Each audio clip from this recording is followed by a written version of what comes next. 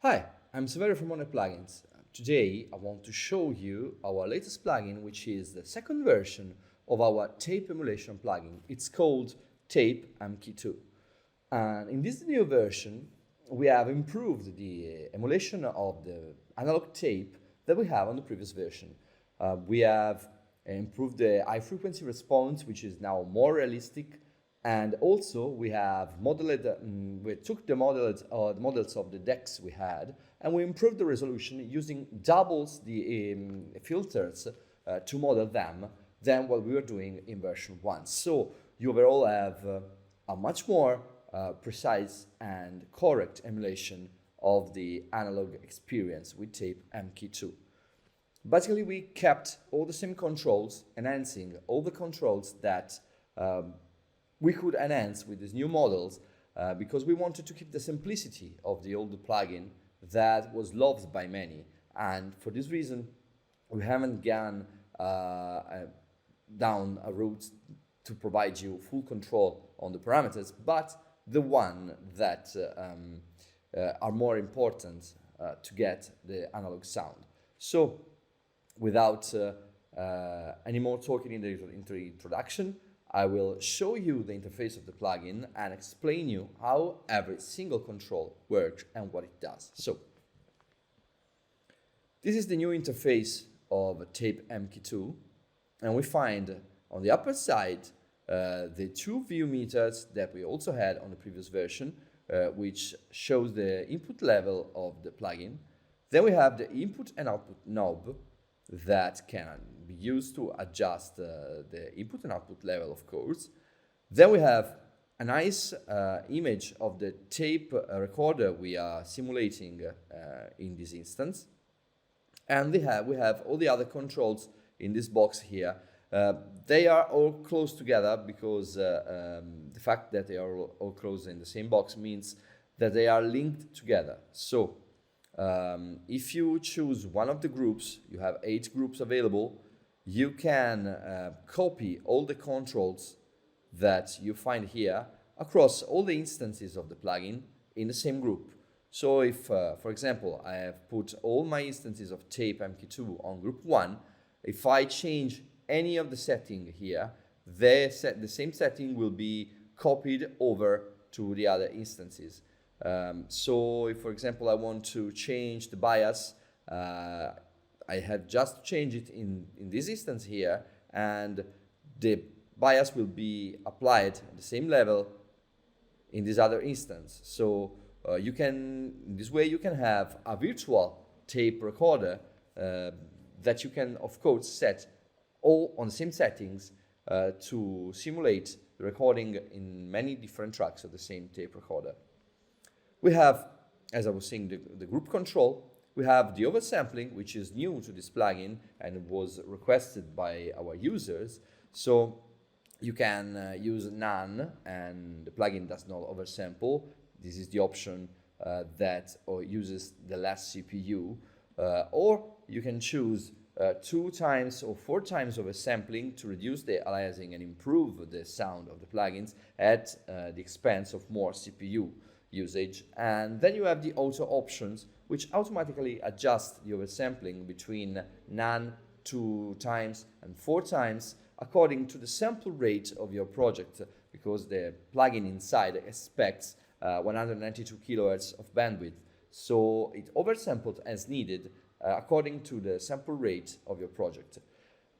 Then we have the option to link the input and output knobs. So if I, for example, change the input level, the output changes accordingly. If I disable this, they are unlinked and I can change them freely and independently.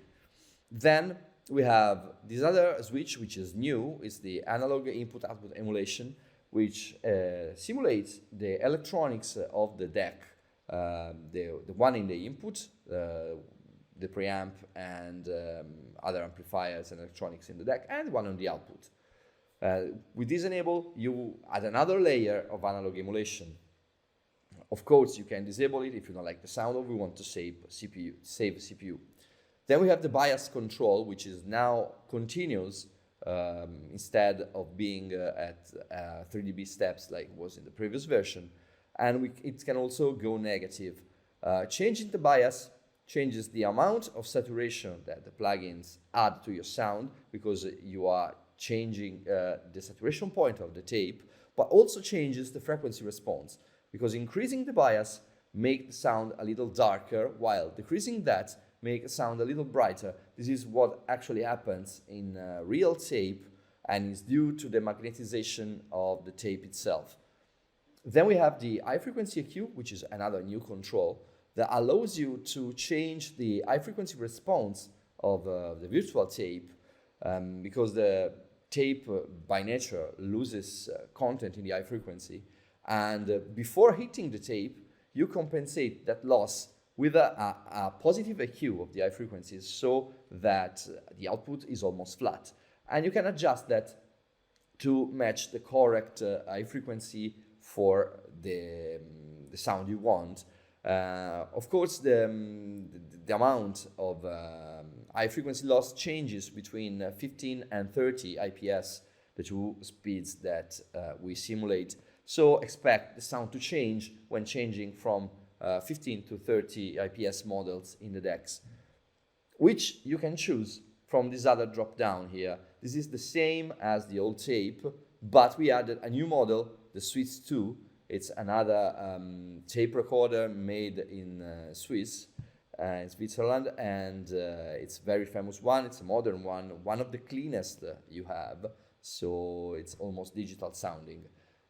Then we have the bypass button, which bypasses the processing. You've seen the meters went down because I have disabled all the processing in all the instances because they are linked together in group 1. Then we have the hiss simulation, and that you can disable if you don't want hiss in your virtual tape recorder. You can set the hiss level of the tape to the level you prefer. And also you have the auto gain and auto gain target. If you enable the auto gain, the input and output knob will set accordingly, so that on the input you have at maximum the level you choose here. And we are talking about VU meters, so they not measure peak values, but they measure loudness.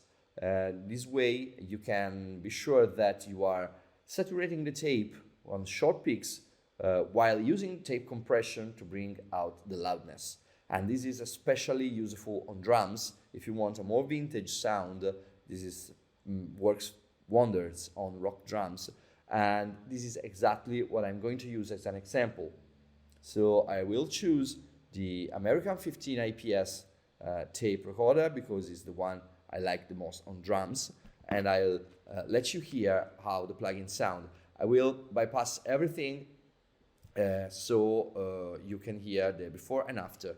But I will also use the auto gain switch to let the plugin calibrate itself for +3 VU target. We can go up to 6 VU as a target, which is a lot of signal, and I'll let you hear how it sounds, that too, so you can hear the tape saturation in action. So let me put my headphones on, and let's press play and enable the auto gain.